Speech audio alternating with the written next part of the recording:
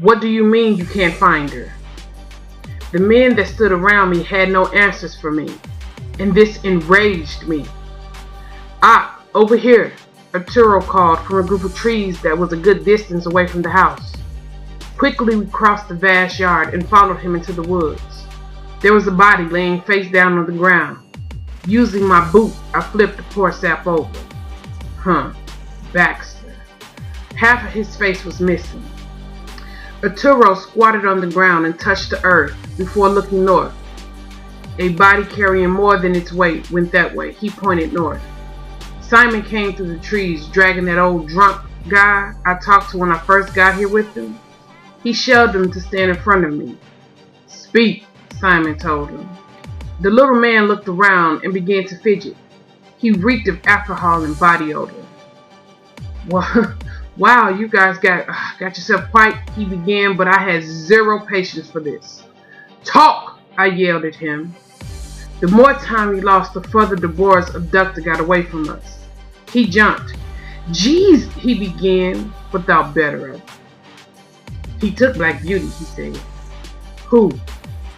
"A big man dressed in all black. There was a helicopter waiting for him at Old Parker's Field next to my bar. He must have knocked her out or something, or else he would have been dead for the way he was handling her." "What did the helicopter look like?" "You know, it was one of those army helicopters." My gaze met Simon's over the man's head. "Do you know how to get to the general's base?" He thought for a minute. "He could not be where I last saw him. He moves around a lot." Right then, the sound of a chopper could be heard. We looked up and watched as a military helicopter landed in a huge yard. Yeah, that's it. It looked like that," the little drunk man said, pointing in his direction. The door opened and a woman with long black hair jumped out. I recognized her from the bar, the one Deborah called the Raven. I waited for more to join her from the chopper, but it looked like she was alone. "I know where they're taking her, but we must move now," she said as she quickly walked toward us. I didn't move an inch. "Why should we trust you? Who are you?" "Raven," she nodded toward Simon. "The fisherman can vouch for me." I turned to look at him. "She works for the general, but like myself, she's loyal to Black Beauty. Loyal to the death. If anybody can get us close to Scott, it's her." I nodded. I trusted Simon's judgment. He saw people. I know it was he who told Deborah about my hearing, and I'm not upset about that. If what he said about Raven was true, and she was in fact loyal to Deborah like he was, then I can trust her too. Simon, the fisher of men, would give his life for my wife. And yes, pardon me that's always gonna rub the wrong way. But he is her soldier, and through her mind, we fight and we die together. And now there was Raven. She was Deborah's too. I watched her risk her life to warn her about the general. I turned back to face her. "How far?" "South Dakota. If we leave now, we can be there before the sun rises." "I can get you close, within 3 miles, but I can't land the chopper. I am supposed to be picking up soldiers and bringing them back to the base. Once that chopper leaves this spot, its movements will be tracked. I can't even slow down. You will have to jump. I have chutes for you and all your men." "Don't worry about us. If you can get us close, we can take it from there. Gabe, I want you and Caleb to sit this one out. I need you two to stay here and guard our people. Keep them safe. Luke, you, Keon, and Garrett stay with them. We'll be back in 3 days' time, no matter what. And then we will begin our journey east." I turned to face the other 18 warriors in front of me. "Akeem, I need you to go and fight with me. to save my wife. Will you ride with me? Man, you already know, little brother. We with you, Solomon said. I fought with your father, and I fight with his son, Big Ak added. The other Akim agreed. And now that I have my brothers with me, let us beseech the Father, so that our power fights for us. Together we bowed our heads. I sat up and blinked at the older woman. There was something so familiar about her. But I couldn't even think further about that because I think she just told me her name was Butter Baby. Excuse me, did you just say your name was Butter? She chuckled without humor. She wore her sadness like a shawl around her shoulders. I wondered what had the general done to her for her to garner such a look of doom. Yep, that's what my mama named me. She spoke as if she was tired. Butter Baby LaRue. It's on my birth certificate. I wanted to ask her what was wrong with her parent, but I thought better of it. The woman looked like she was going through enough already. Instead, I got to my feet to get a better look at my surroundings. We were in a cell, a big cell with metal bars. I felt black beauty awakening within me, which was good because I was going to need to be emotionless to get myself out of the situation. Yeah, but the last time, the black beauty frame of mind failed you. Maybe you should try something else. I ignored that voice. Now wasn't the time to trust anything new. I was in enemy territory, and to survive like I had other times I was in enemy territory, I will need to be in the black beauty frame of mind. Right then, the ground shook violently as an earthquake rocked the building. I held on to the bars until the tremble stopped. That was one of the good things about the compound. We didn't get hit with nearly as many earthquakes as everyone else seemed to get. When the shaking had stopped, I continued on towards the lot, walking carefully just in case there was any aftershocks. The shaking earth was the least of my worries now, as my body began to shut down all things that made it weak, and I focused on escape. They ain't built a jail strong enough to hold me. I will have my freedom, and when I was free, I was going to find Scott and slit his throat. Do you know where we are? I asked Butter Baby as I took a closer look at the lot. No use. It's electronic. It can only be opened at the push of a button, she said quietly from where she sat watching me. She was right. The keyhole here was just for looks. And no, I don't know where we are. Tears came to her eyes. One minute, I was with my husband. Then there was a loud explosion. Then I saw him lying dead on the ground. I thought I had died too, but I woke up here. I went and sat back next to her, then shocked myself by pulling her into my arms and rubbing her shoulders as she wept. That explained the sadness she wore. The general killed her husband. But why? What was his interest in this woman? He died. He died right next to me. She began to cry so hard I could barely understand her. As she lay her head on my shoulder, I couldn't help but be amazed that our contact didn't hurt. Who was this woman? She was the mystery that I knew I had to solve. Why didn't Yah allow me to go too? I don't have anyone left. They're all gone. My son, my daughters, my husband. Why has he forsaken me? Shh. Don't speak anything you will come to regret. I know it's difficult due to the circumstances, but you must be brave. She stopped crying and looked up at me with a strange look in her eyes. What did you say? I don't know why Yah is allowing this, but there is a reason, and we have to brace ourselves and bear down until this storm passes. Yah will never forsake us. His word is true, and he said he shall carry us through. She blinked up at me. Be brave. That's what the man with no shoes told me. He said, for just a moment, it looked as if she was going to start weeping again, but she didn't.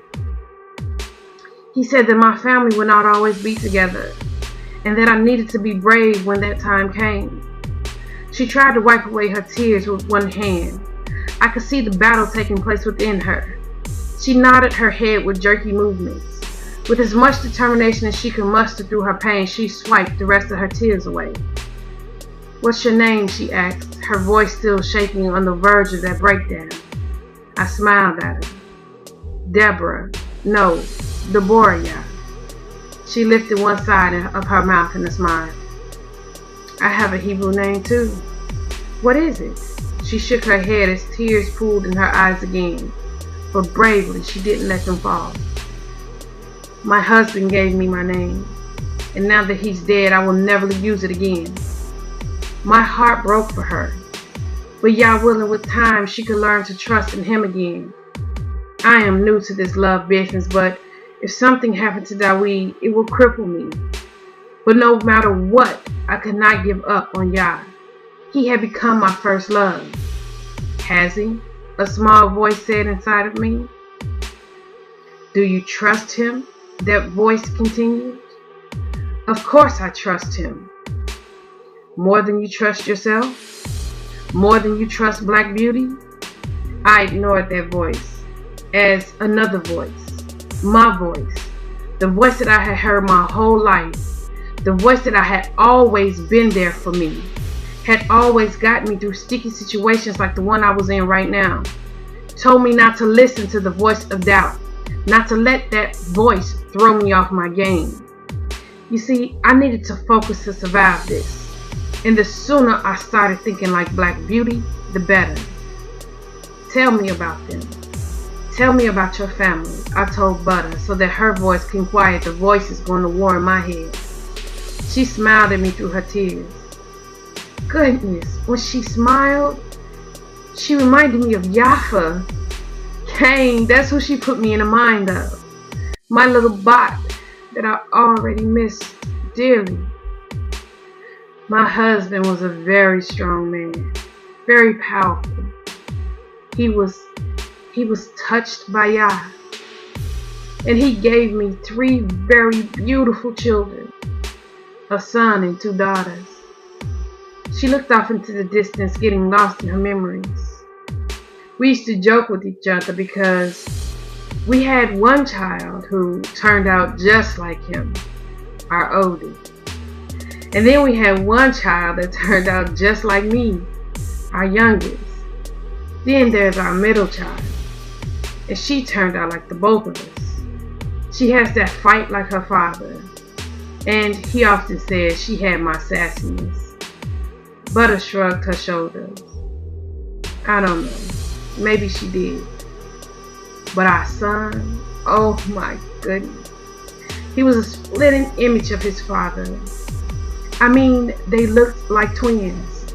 She chuckled, although my big tough husband has grayed quite a bit. She looked up at me, taking me in from the top of my head to the tip of my boots.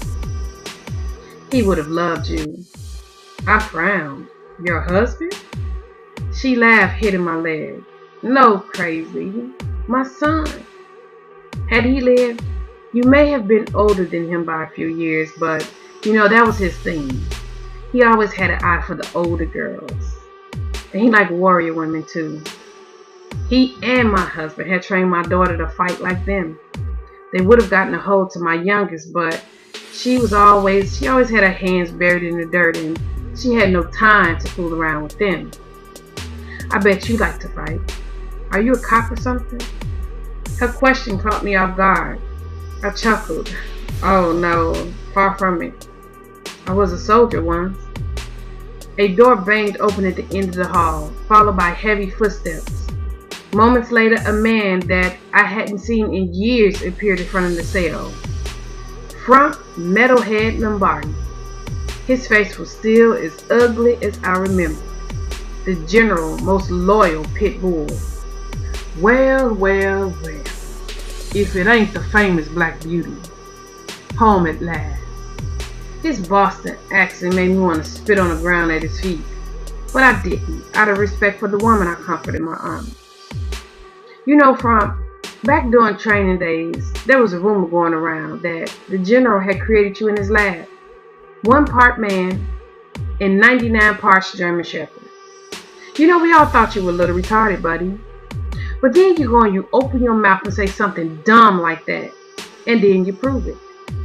This ain't my home, and when I get done, it ain't gonna be nobody else's home neither. So you can just get ready to kiss your little doggy house bye-bye. I see your disposition ain't improved over the years. Quite the contrary, my retarded friend. It's a brand new me. What do you think? I opened my arms, grinning at him. He began to fidget on his big feet. Yeah, well, the general wants to see you. I wrapped my arm back around Butter so that she won't be afraid of this wasted space standing in front of us. So, I can give a damn what the general wants. So, you need to come with me. Now that was funny. Oh yeah, Frumpy? What you gonna do? Come in here and force little old me to come with you? Come on in. I took my arm from around Butter and I rose to my feet, wishing this retarded doggy bastard would make my day. He laughed, shaking his head, before he reached into his army-issue bomber's jacket and pulled out a gun. Then he pointed at Butter. I slipped into Black Beauty mode instantly. All my emotions shut off like a light switch. I know I may look stupid, Dee, but those just looks. You don't come with me and I'll shoot her. I stepped in front of the woman. Put the gun away, Frump, for you piss me off, I said matter-of-factly, as I slowly began to approach the bars. I didn't need to be on the same side of them to kill him. He shuffled on his feet again, his grin not so sure. The general wants you alive. He don't care about her. Okay, I'm coming. And don't try nothing funny. If you do, she dies, even if you kill me. Why you gotta hide behind her? You scared? I asked, continuing towards the bars. The coward actually took a few steps back. Nah, I just thought I'd warn you the general's instructions. You get out of line at any point, she dies. I clenched my fists together. So that's why Scott let us sit in this cell together. You see, he never did anything without a reason. He waited till he felt we had bonded enough so that he could now use the woman to get me to behave. Forget the woman. Kill Frump. That voice that had always been with me said. It was my voice. But I didn't want the woman to die. So why would my voice say that? He signaled for me to walk ahead of him. I shook my head, chuckling at his cowardness. But before I could walk completely past the cell, I stopped and looked back at the brown-haired woman that reminded me so much of my Yafa. Maybe that was it. Maybe that was why I couldn't let her die. Prepare yourself. It's gonna happen fast. She wasn't sure what I had planned, but she nodded, letting me know she was on board. Move on, Frump grumbled. As I walked through the hall of the main facilities, I committed everything to memory. I wasn't lying to Butter. I was going to get both she and I out of here.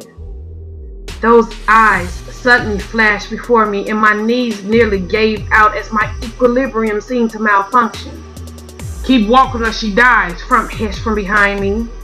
I stumbled on my feet. What was happening to me? Those eyes, those disappointed eyes.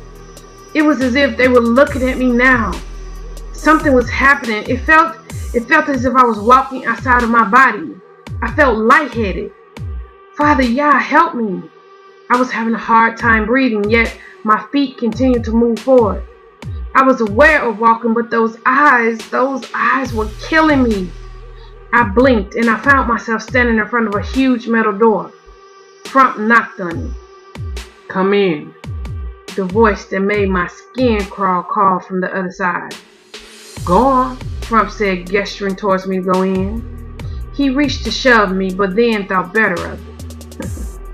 Will you look at that? He ain't as stupid as we all thought. I turned the knob and walked into the office. This is as close as I can get you. The general base is about 20 levels underground. It is a maze to get through. One false move and you die. How will we know when we get to it? She laughed into her headsets. Oh, you'll know. Trust me. I nodded and went to remove my headsets, but she reached over and grabbed my arm. Please, help her. Dee, she saved my life. You can't let the general have his way with her. He's going to kill her. Rest easy. Yah has already given us the battle, I told her before I removed the headsets. And after looking each of my Akeem in the eye, I jumped out of the chopper into the night. I didn't have to look to know that they followed me. Yah has blessed me with a great group of brothers to help me get through this journey. Thanks to our black chutes, we blended into the night as we quietly landed on the mountain peak. Raven said we would know when we get there, and I guess I just had to take her for a word. Do any of this look familiar? I asked Simon. The sun was just beginning to kiss the sky. He shook his head. I don't remember a base here. This is all new territory for me. I nodded. All right, Akeem, I began, but a familiar sound caught my ear. I held up my hand for silence as I listened to the sound that made me wonder if, after all these years, my ears were not playing tricks on me. Come, I told them as I took off at a sprint towards the sound. Dear Yah, how could this be? Please, Father Yah, let my ears be true. We ran up the road that led down the mountain, but then we made a hard right and took a slope as fast as we safely could. Up ahead was another mountain, this one small enough to climb, but there was a cleft in the middle. On the other side, that is where I heard the sound that was so familiar to my childhood. Quickly we made our way through the rocky cliff and came to a stop at the site in front of us. With his regal head bowed, drinking from a small ravine, was King. I recognized those powerful paws anywhere. Although he still drank as casually as you please, he lifted his eyes to stare at us. Hallelujah! I crossed the water and I threw myself on the big cat, just like when I was a kid. He did a maneuver with his body, bringing it from under me and bringing all his weight down on my shoulders, dunking me under the water. It was King. It was King. I came up and I wrapped my arms around his big neck, squeezing him tight. King, oh boy, it's good to see you. He brought his big paws and planted in the middle of my chest. Where's my dad? Take me to him. He turned and took off through the rocky cliffs as the 19 of us sprinted behind him, jumping over boulders and climbing our way through scraggy nooks. The sun began to brighten the sky. Up ahead, squatting down, looking out over something in the distance, was a back I recognized all too well. The long locks that hung down it was gray, but those wide shoulders belonged to my... Pop! I yelled as I sprinted towards him so fast I passed King. My dad stood, turning to face me. I could see the shock on his face as he watched me charge him and slam into his body, lifting him up off the ground with my embrace. Pop, it's me! Daweed? His voice shook. I looked him in the eyes and nodded my head. Daweed, he yelled. He wrapped his mighty arms around me, and then the roles were quickly reversed as he lifted me off the ground. Dear Yah, son, is this really you? Yeah, it's me, Dad, it's me, I said, trying to breathe through that embrace of his. Hallelujah, he cried. Tears were now falling down both of his cheeks. This felt so real. I couldn't believe I was holding my dad in my arms. I didn't think I would ever see him again. Toda Yah for this blessing. Eventually, we were able to separate long enough for the big Ak, who too had tears in his eyes, to embrace his best friend, followed swiftly by Daniyah, Shlomo, and Naphtali. I took my dad in as the others embraced him. This man that had been my hero my whole life. He had aged, it was true. However, outside of the couple laugh lines around his eyes and those graying locks, he was still as I remembered. As he hugged his Akeem, his eyes stayed on me. Son, I can't believe the man you've become. His voice quivered as he spoke. Like looking in the mirror, huh, Ak? Shlomo asked. My dad nodded without looking away, a grin appearing on his face. Where's Ma? I asked, looking around. The grin disappeared, and that fierceness that he was known for replaced it. Some things even age cannot change. He looked at the men that was with us, counting them in his head. They took her. I don't know exactly where, but I suspect there. He pointed back towards the place he had just been staring at. I walked to the edge and looked over the peak, out at the distance. Mount Rushmore? I asked. My dad nodded. Just a gut feeling that my other half is there. My men and I searched all day yesterday and all through the night, but we can find no way in. We? How many are with you? I asked. 50 in total, 14 warriors.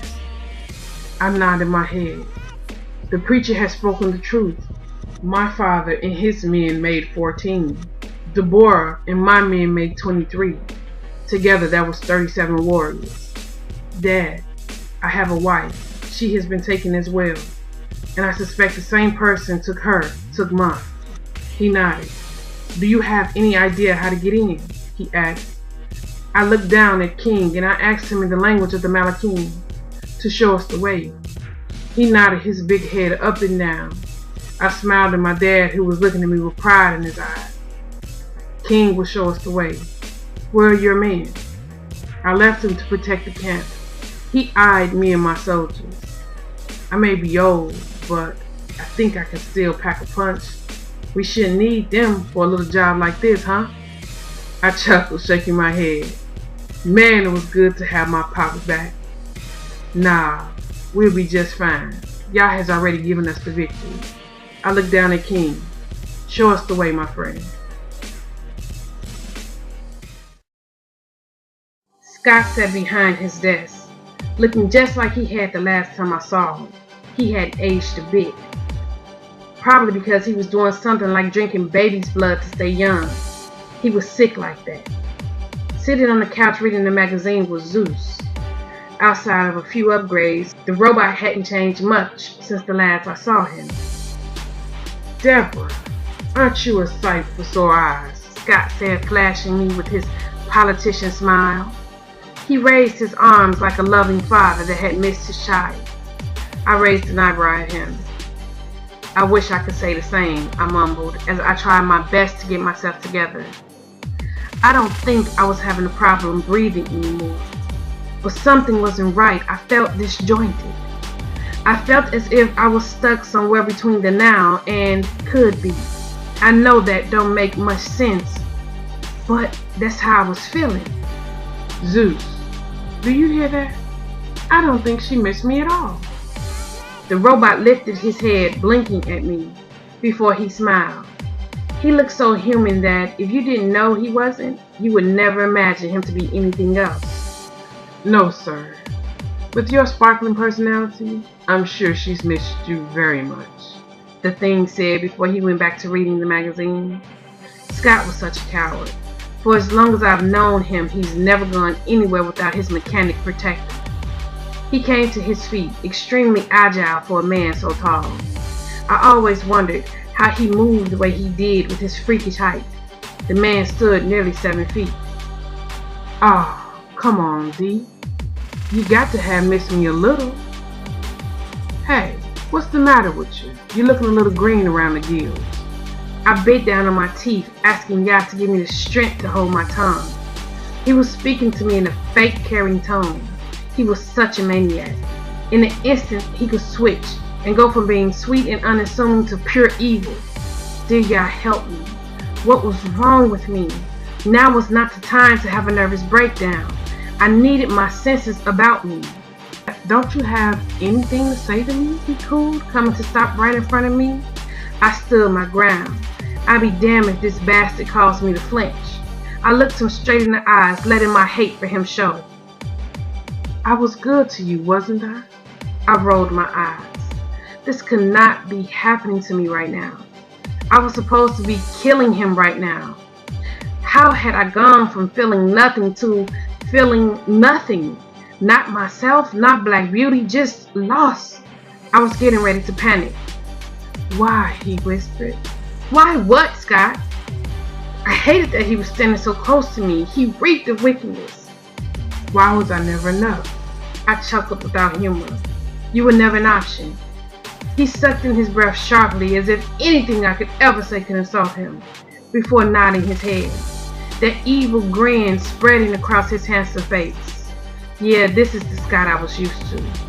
He reached up his hand toward my face, and I braced myself for the pain I know would come. But his hand paused in the air, just inches from my face. I frowned at him. What the world? He just froze. He wasn't moving. It didn't even look like he was breathing. I looked at Zeus. His hand was frozen in the process of turning the page of his magazine. The room felt heavy as I noticed the clock on the wall in back of Scott's desk. The hands had stopped ticking. I stepped back away from Scott, who stood like a mannequin in front of me. Oh my, what's happening? You are losing this battle. A deep voice came from behind me, causing me to spin around reaching for a gun that was not there. Sitting on a little stool over in the far right corner was a homeless man with no shoes. I frowned. No shoes? Butter had just told me about a man with no shoes. Who are you? I asked, now really afraid. I felt as if I was in a twilight zone. The voice inside of me was telling me to run as fast as I can. That voice that has always gotten me through was telling me to run, but for some reason my feet would not move. Who I am is not important. Why I've come, on the other hand, is. Why have you come? My voice came out a whisper, but the one in my head was screaming. Every instinct was telling me to leave now. I've come to help you defeat your enemy. My eyes lowered to his dirty feet. Why did he have on any shoes? Clearly he was crazy. How can a crazy person help me defeat my enemy? I think I can kill Scott on my own, thank you very much. He chuckled.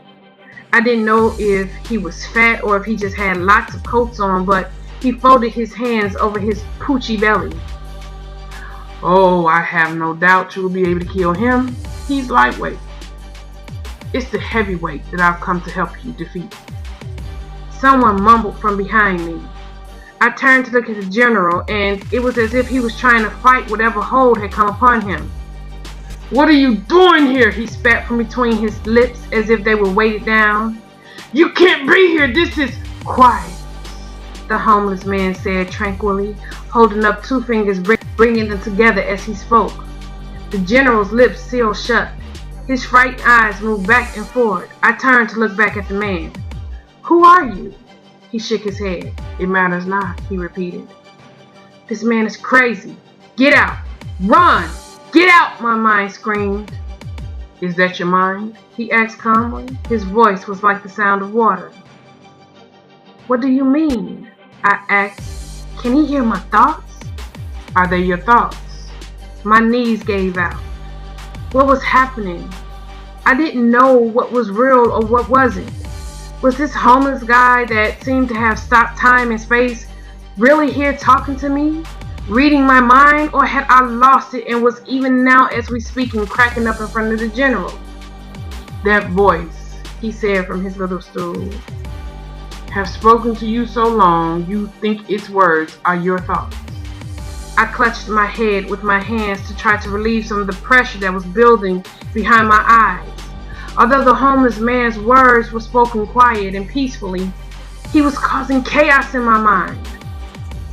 I've come to help you defeat your enemy, not the one that you have thought to be your enemy most of your life, your true enemy. Get up and run. Stop being weak. Get to your feet and run, soldier. I clutched my head because as that voice, that voice, as it spoke, it became painful. It has been with you so long that you have become dependent on it. You know who I'm speaking of, don't you? No! No! My mind screamed, or maybe I said it out loud. No! He's lying! He's lying! Am I? He asked.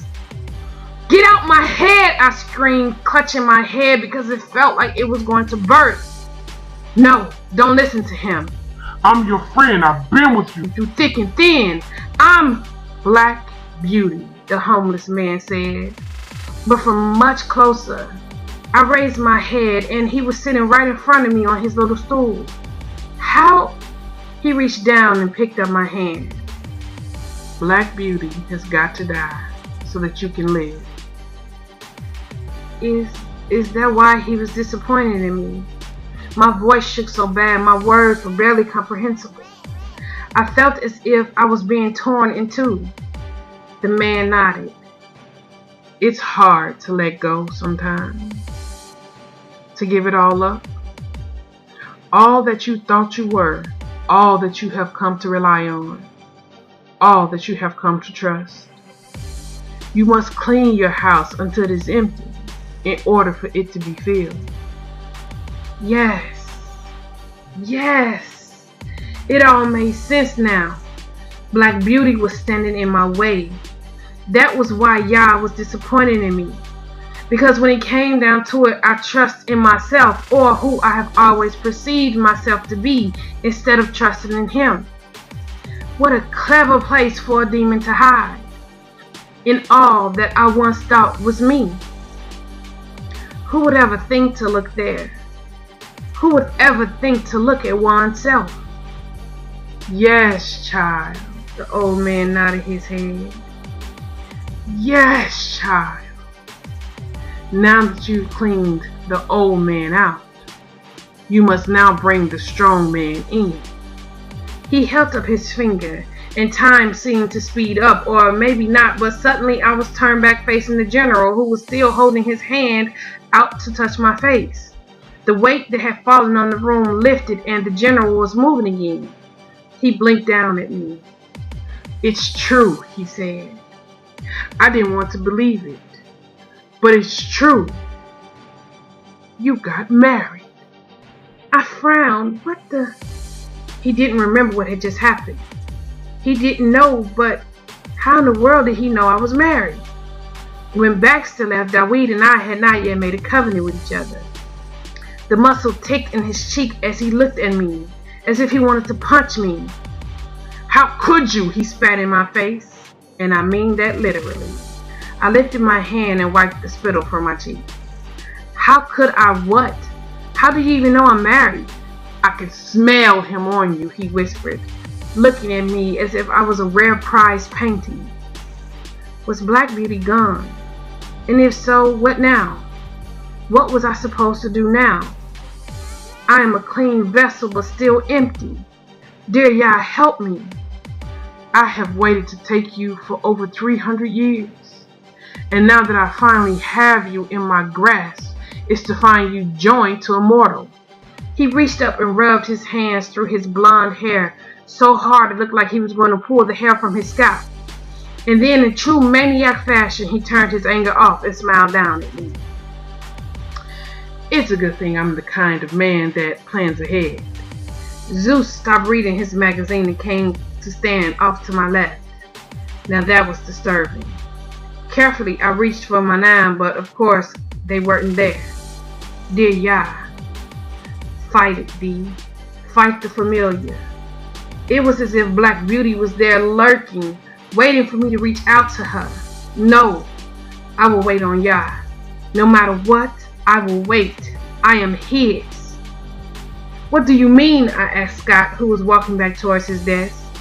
But I kept a wary eye on that robot. The maniac leaned against his desk at ease as if we were the best of friends or the happiest of lovers. Zeus isn't making you nervous, is he? Before I could say anything, the bastard continued talking. Well, he casually held up his hand. Because I thought something like this may occur. You know, you betraying me and marrying another man. And thanks to new laws and regulations, I prepared a little treat. I frowned. The man was speaking in circles. What new laws and regulations? He held his head back and chuckled. Oh, sweet Deborah. I don't have time to explain to you the intricate relationship between demons and man. However, I can sum it all up like this. Due to the greed of my father and his kind, new rules and regulations have been set up for the daughters of men. You are now off limits if you're married. And apparently, He that the ancient ones fear has zero tolerance for us or our fathers, forcing you away from your husbands.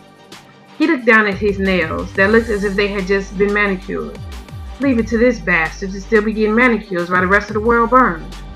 However, he continued, there is one stipulation. The little excitement that had been born in me at the thought of him leaving me alone because I was married died a slow death. He looked into my eyes with that arctic blue gaze of his, blinking innocently. Don't you want to know what that is? No, but I'm sure you're going to tell me. He jumped up from his desk. Yes, I am, he hissed before he began to stalk me. There is one way in which my kind can take a married daughter of man. He clapped his hands together, and his eyes became bright with glee.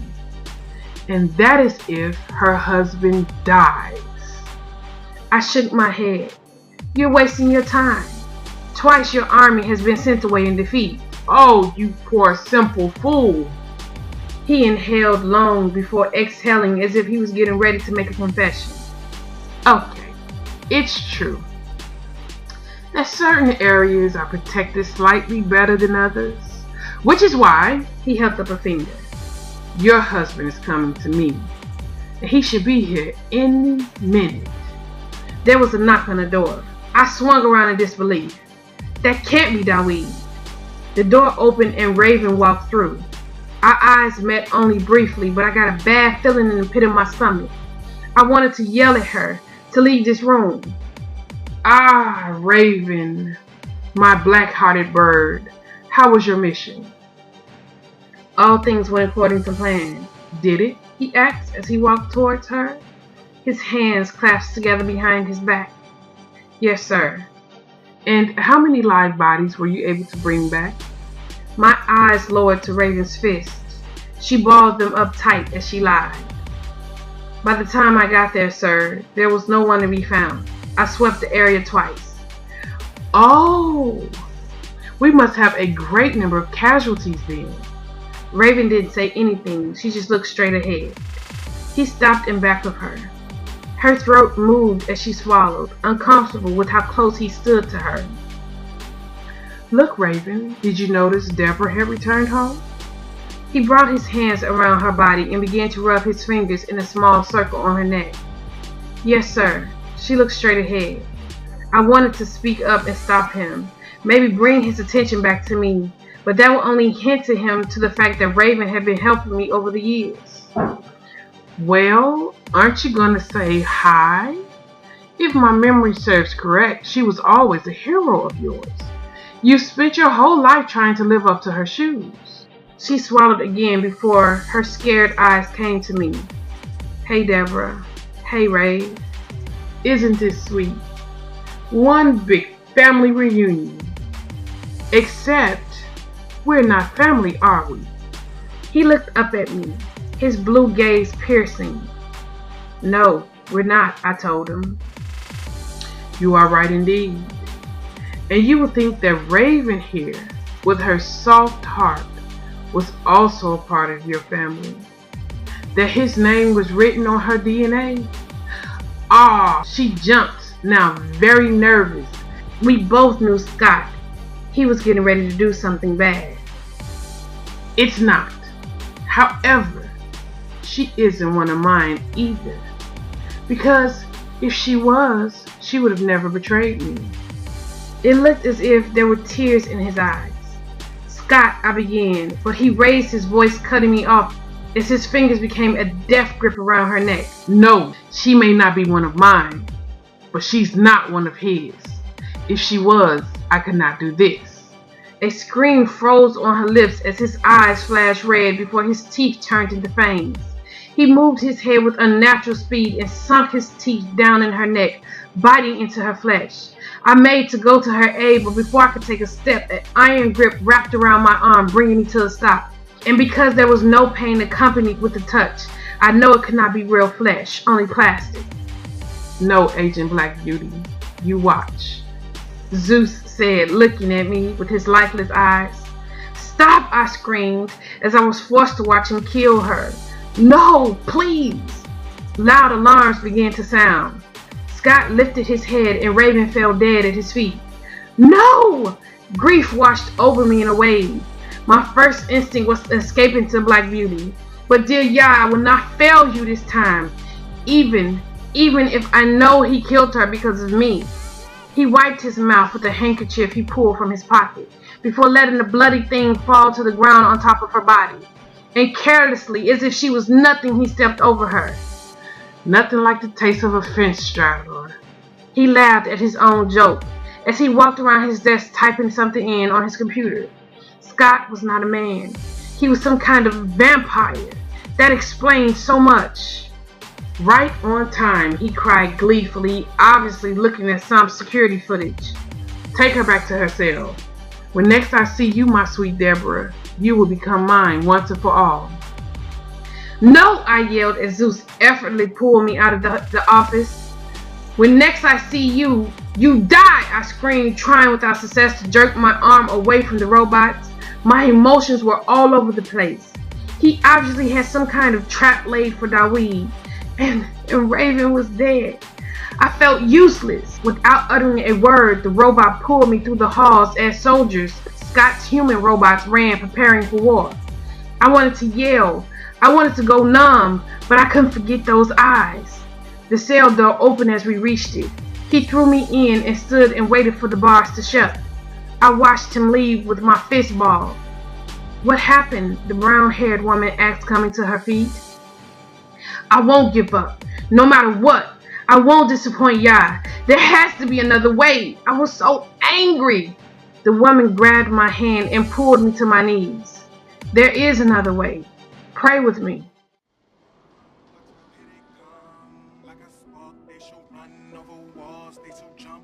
Watch out, here they come, watch out, here they come. Like a spark, they shall run over walls, they shall jump. Watch out, here they come, watch out, here they come. They coming. Watch out, here they come, watch out, here they come. They coming. Nuria fell back on her hands as the bright light filled the cell. Her mouth dropped as she watched with astonishment as the light that she had only seen come from her husband, her son, Gideon, and Monroe's eyes came from the eyes of Deborah, a woman. Dear Yah, she cried as the woman stood looking forward at the gate before the bar slid open. And then, without saying a word or even looking back at her, she calmly walked out of the cell. Butter scrambled to her feet. She may know very little about this woman, but she knew enough about that light to know that nothing would be able to stand against it. And the safest place to be right now was in Deborah's shadow. A loud explosion rocked the building, followed by another round of alarms, these seeming to blare more urgently. The sound of gunfire could be heard coming from several places in the distance. This place was under attack, and judging by the desperate look on the soldiers' faces that sprinted towards the exit with their guns in hand, it didn't seem as if they were winning. Nuria looked towards the exit sign, wondering if she should escape through it. But right then, the man that had come to their cell earlier charged at them. Nuria screamed as the woman with the light coming from her eyes began to move with speed not of man. She kicked the big man in the knees so hard that the sound of it breaking could be heard over the alarms. He yelled when his legs went back unnaturally, but before he could even lift a hand, she delivered a blow to his neck, crushing his Adam's apple. Blood gushed from his mouth as, with a surprised look on his face, he dropped dead at her feet. The woman kicked back at the body, sending it sliding across the floor to crash into the wall. Nuria was so amazed at what she was seeing that she didn't even notice the other soldiers that had come to a stop to stare at Deborah the same way. Well, that helped her decide which way she was going to go. It was clearly safer to stick with Deborah, even if she wasn't going towards the exit. Another explosion rocked the building, followed by an earthquake. Nuria braced herself against the wall, looking up towards the ceiling to make sure that none of it was going to fall on her. And for the first time, she noticed the ceilings were all made of metal. In fact, the whole building was. The soldiers that had witnessed what had just happened with the man that Deborah had just killed began to fire at them, but none of their bullets touched them. A man signaled for them to stop shooting before he drew a sword and began to approach them. He swung the blade, aiming for Deborah's throat. At first, it looked as if his aim was going to be true, but at the last minute she arched her back, leaning just out of the reach of the tip of the blade. She continued back into a backflip, kicking the sword out of his surprised hand. She came up just in time to scoop the sword out of the air, and quicker than anybody could blink, delivered the blow the man had been trying to, slicing his throat open. He did immediately die. His face registered a range of emotions before it dropped: surprise, fear, and then astonishment. Several men surrounded them and charged all at once, but it seemed as if the woman with the light coming from her eyes became a blur as she moved in almost a dance formation, downing each and every man that had surrounded them. Nuria didn't know where to move, that she wouldn't be in the way, so she just stood still and prayed she didn't get caught by the woman's deadly sword. The style in which she used, sweeping it around her body and over her head with one arm, reminded her so much of how her husband had trained people to use the sword. The other soldiers that watched her flawlessly defeat these men paused for only a minute, debating on whether or not they should try and fight her. With eyes that saw everything but did not see, the woman did a maneuver with her wrist, flicking the sword, slinging the blood off it. The soldiers' eyes landed to the blood splatter on the light gray floor, and that made up their minds for them. Quickly they scrambled towards the exit. Nuria watched stunned as the woman continued towards her destination without looking back at the fleeing soldiers. However, something hit them hard because they all came crashing back through the door before slamming into the wall, hard enough to break, if not all of their bones, most of them. Nuria jumped from the sound of the impact. Who she saw walk through the door behind them caused her to put her hand over her mouth so that she didn't scream out. She was looking at a ghost of her husband. Only it wasn't. This version of her husband was younger. His hair, oh yeah, his hair was brown, the same color as her son's. Her knees gave out. "Daweed!" she yelled, as her son walked through the door with eyes that saw but did not. He headed the way Deborah had just gone. She stared after them amazed. Strong arms wrapped around her, lifting her from the floor. She looked up to see who was lifting her and cried when she looked into the eyes of her husband. "Lion!" "Hey, baby." He held her shaking body off the floor, wrapping her in his safe arms. "I thought you were dead." He shook his head. "No, the explosion knocked me out. When I woke up, you were gone." She hugged his neck again, wrapping her arms around him tight.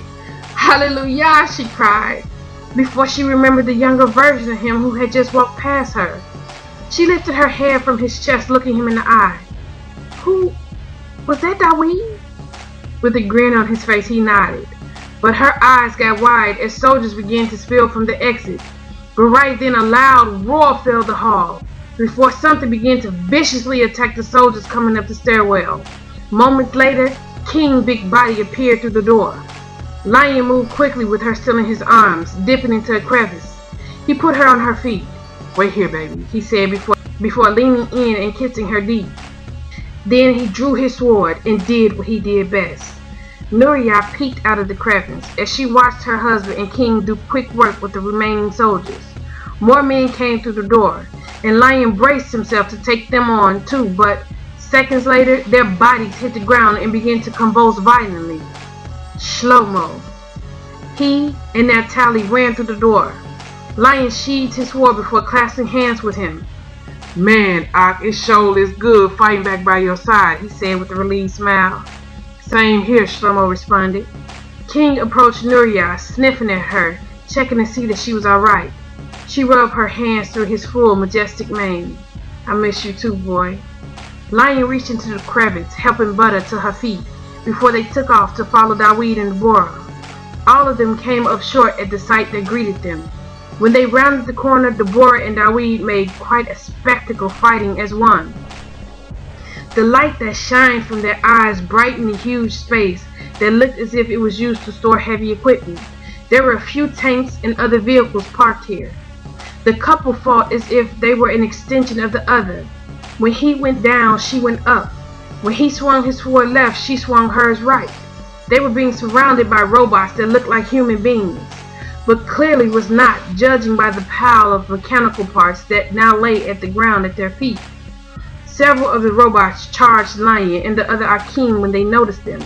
Lion pushed Nuria to the side as he drew his sword and began to attack one of the bots. Daniel went down on his knee, taking out his gun, and began to take down the robots with a single shot to the neck that decapitated them. With anxious eyes, Nuria looked back and forth between her husband and son. With a mighty blow, Lion brought his sword down, taking off the robot's head. But that didn't seem to stop it. The body continued to fight. In fact, all the headless robots continued to come at them. Butter watched as Deborah sliced the head off one of the beams, and before it could even hit the ground, Dawid delivered a kick that sent the head crashing into the wall, exploding on contact. When the head was destroyed, the body dropped. "Shlomo, destroy the head!" she yelled. Shlomo, who had been using a metal chair to beat away one of the bots, brought up his feet and then crushed it down on a head that had rolled near him.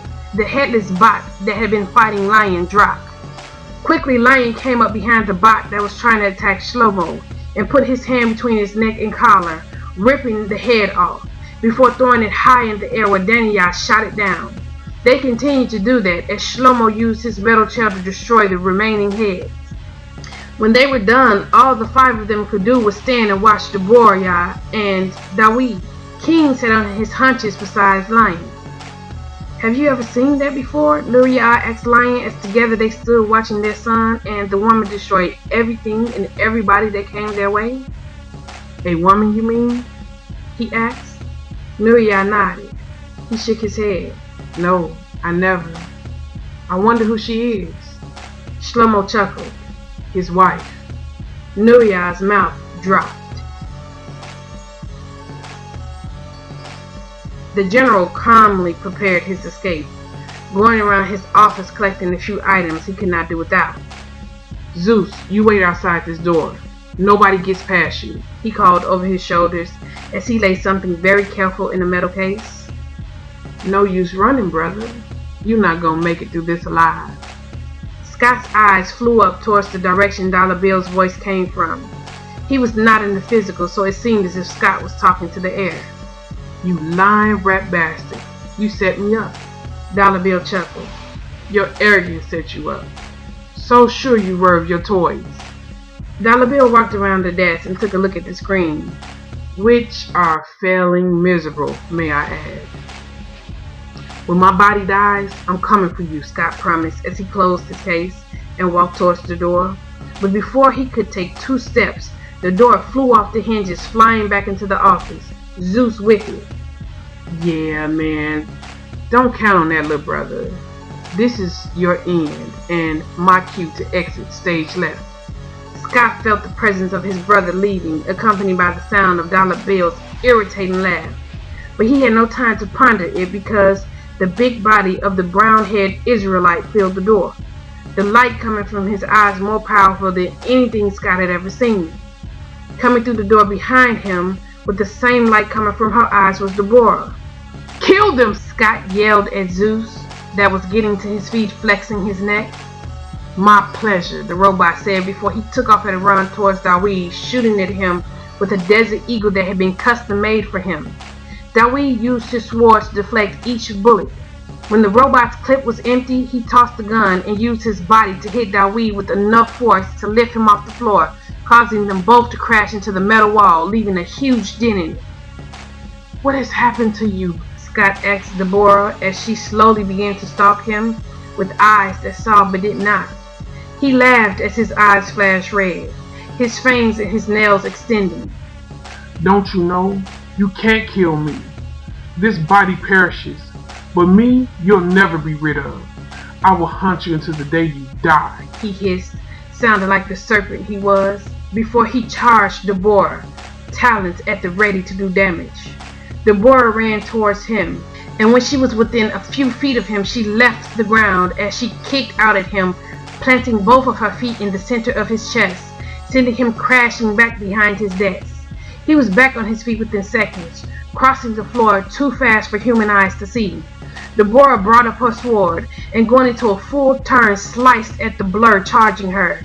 By the time she came out of her sweep, Scott's body had come to a stop.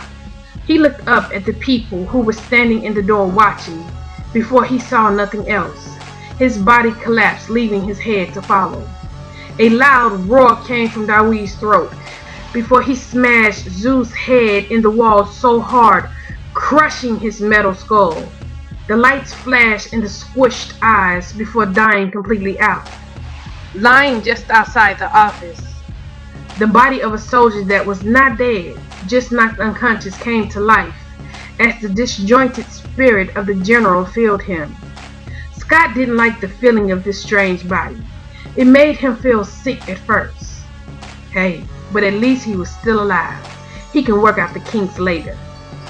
Pain gripped him all of a sudden. He turned the body over and looked up into the eyes of the king. I don't think so, Shlomo said, before the body began to convulse violently. Watch out, here they come, watch out, here they come. Like a spark, they shall run over walls, they shall jump.